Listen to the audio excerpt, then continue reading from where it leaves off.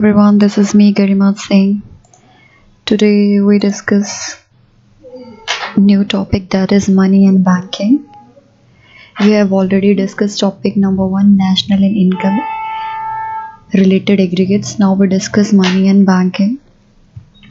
In this lecture what I'm gonna discuss evolution of money, barter system, money, its meaning and its function. Fourth one is attributes of good money. Let's move on to the first topic, evolution of money. All sort of commodities, like what I have written in the first line. Evolution of money. Money is the most important invention of modern time. It has undergone a long process of historical evolution. Human being passed through a stage when money was not in use and goods were exchanged directly for one another.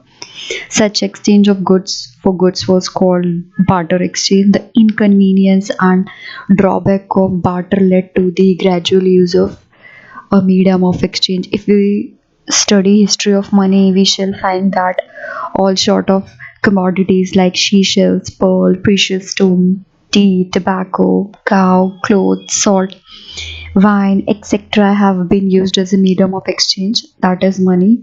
It is called commodity money, but in course of time, with the passage of time, all other commodities were discarded in favor of gold and silver, that is metallic money. This process was finally taken over by the state as one of its essential feature, and ultimately commodity money gave way to paper money, which means currency note. Nowadays use of paper money has almost become universal, along with the coin and made of copper, bronze or nickel, etc. The process of evolution of some latter medium of exchange still continue. As the volume of transaction increased, even paper money started becoming inconvenient because of time involved in its counting and space required for its safekeeping. This led to introduction of bank money, that is credit money in the form of check, draft, bill of exchange, credit cards. Thus bank money has become the most important form of money in modern times. It is not only a very convenient form of money for large payment but also eliminates risk and its durability. That is about evolution of money. Firstly, commodity money, that is barter. Then come into picture metallic money, coins. Then come to paper, paper money, token, fiat money. Then come to bank money, credit money. Nowadays it's cryptocurrency. That is evolution of money. Now we move on to our next topic, that is barter system. What does barter mean? A direct exchange of goods against goods without use of money is called barter exchange. Alternatively, economic exchange without the medium of money are referred to as barter exchange. An economy based on barter exchange, it's called CC economy. Commodity for commodity exchange economy. In such an economy, a person give his surplus good and get in return the good he needs. For example, when a weaver gives clothes to the farmer in turn for getting wheat from the farmer, this is called barter exchange. Similarly, the farmer can get other good of his requirement like shoes, cow, plugs, spade, etc. by giving his surplus wheat. Thus the system of barter exchange fulfill to some extent the requirement of both the parties involved in exchange. However, as the transaction increased, inconvenience and difficulties of barter exchange also increased, involving rising trading cost. Trading cost includes high cost of searching suitable person to exchange goods. This ultimately led to evolution of money as medium of exchange. We have discussed this one. That was about barter system. Now we move on to next slide, that is inconvenience of barter exchange. Problems, inconvenience and problem of barter exchange. First one is lack of double coincidence of want. It means simultaneously fulfillment of mutual want by buyer and seller is known as double coincidence of want. There is lack of double coincidence in the want of buyer and seller in barter exchange. The producer of jute may want shoes in exchange for his jute, but he may find it difficult to get a shoemaker who is also willing to exchange his shoes for jute. Thus, a seller has to find out a person who wants to buy seller goods and at the same time who must have what the seller wants. This is called double coincidence of want, which is the main drawback of barter exchange. Second is lack of standard for deferred payment. There is a problem of borrowing and lending. It is difficult to engage in contracts which involve future payment due to lack of any satisfactory unit. As a result, future payment are to be satisfied in terms of specific good or services, but there could be disagreement about the quality of the good, specific type of good, and change in the value of the good. Now we move on to third topic, that is absence of common measure of value. In barter there is no common measure unit of value. Even if buyer and seller each other commodity happen to meet, the problem arises in what proportion the two goods are to be exchanged. Each article must have as many different values as there are other articles for which is to be exchanged. When thousands of articles are produced and exchanged, there will be unlimited number of exchange ratio. Absence of a common denominator in order to express exchange ratio create many difficulties. Money obviates these difficulties and act as a convenient unit of value and account. That is about absence of common measure value.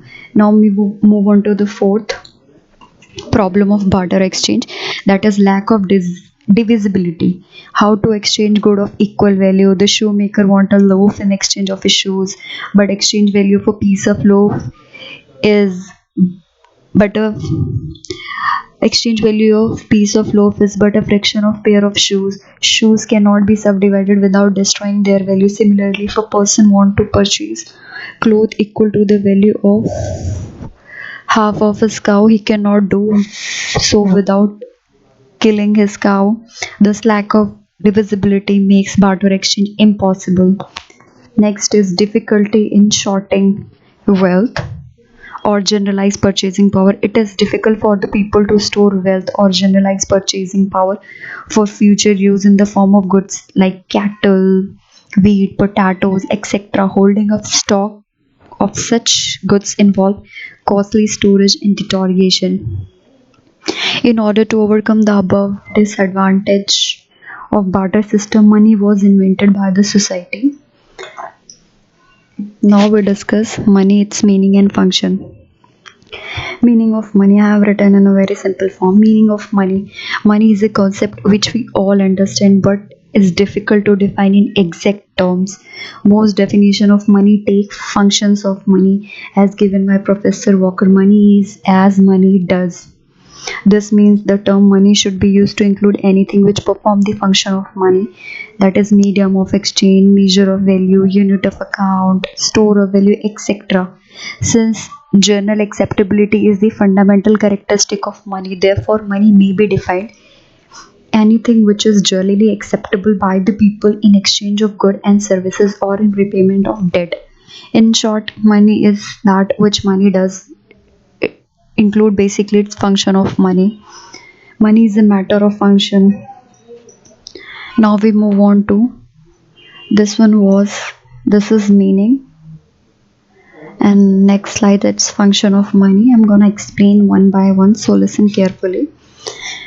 Function of money is divided into two sub point: primary function, secondary function. First, let's move on to primary function, that is medium of exchange and measure of value. So I'm gonna discuss medium of exchange. Money came into use to remove inconvenience of barter. Medium of exchange is the basic or primary function of money. People exchange goods and services through the medium of money. Money acts as a medium of exchange or a medium of payment. Money by itself has no utility except to the miser. It only an intermediary. The use of money facilitate exchange. Exchange promotes specialization. Specialization increases productivity, efficiency. A good monetary system is therefore of immense utility to human society. Money is also called a bearer of option or generalized purchasing power because it provides freedom of choice to buy things if he or she wants most. from those who offer best bargain. Now we move on to measure of value. Money as a unit of account or measure of value. Money serve as a unit of account or measure of value. Money is the measuring rod. That is, in term of money, the value of other commodity and services are measured, compared, and expressed.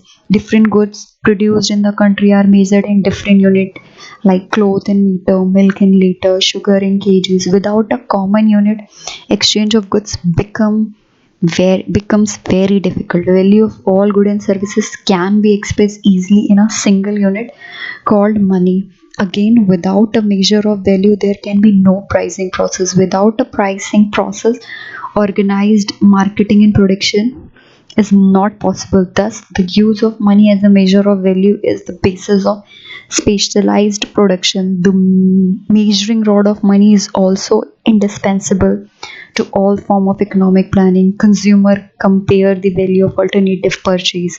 In term of money, producer compare the value of alternative purchase. Producer compare the relative costliness of the factor of production in term of money, and also plan their output on the basis of money yield. It is therefore highly important the value of money should be stable. Now we move on to secondary function. I'm gonna discuss standard of deferred payment.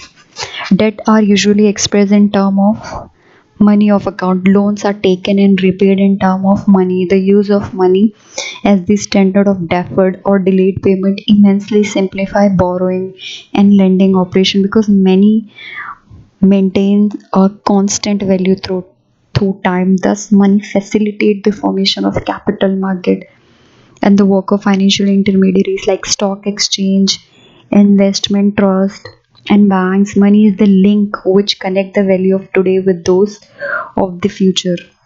Now we move on to the last function, that is store of value.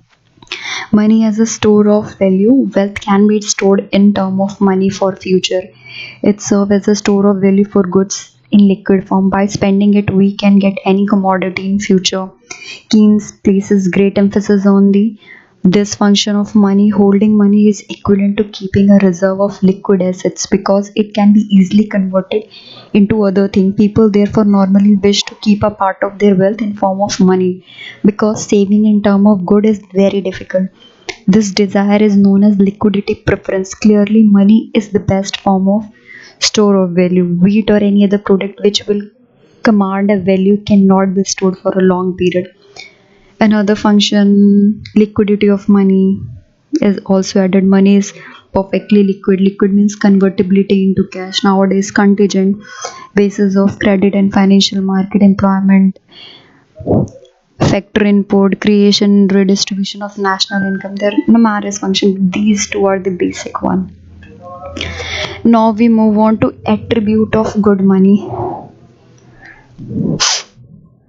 The material of which money is made has to be carefully selected so that money may fulfill its function fairly well. These are the attributes of money here given in the screen.